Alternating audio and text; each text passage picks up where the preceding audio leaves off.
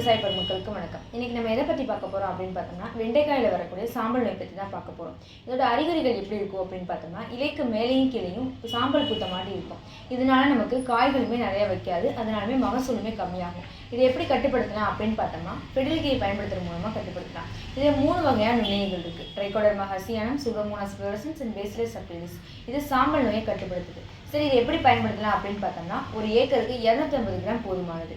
இதை 2லேருந்து 3 நாள் வரைக்கும் தேவையான அளவு தண்ணீரை ஊற வச்சு பயன்படுத்தணும். நம்ம 3 டோஸாக கொடுக்கணும். முதல் ஸ்ப்ரே மூலமாகவும் 2 மற்றும் 3வது டோஸை வேர் சிகிச்சை மூலமாகவும் கொடுக்கணும். வேர் சிகிச்சை எப்படி கொடுக்கலாம் அப்படின்னு பார்த்தோம்னா, ஊற வச்ச இந்த ஃபெர்டிலிட்டியை தேவையான அளவு எரு அல்லது மணலுடன் கலந்து பிசைவிட்டு விசிறிவிட்டாலே இது போதுமானது.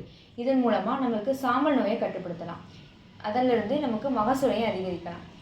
எனவே அனைவரும் இதை வாங்கி பயன்படுத்துமாறு உங்களை அன்புடன் கேட்டுக்கொள்கிறேன். நன்றி, வணக்கம்.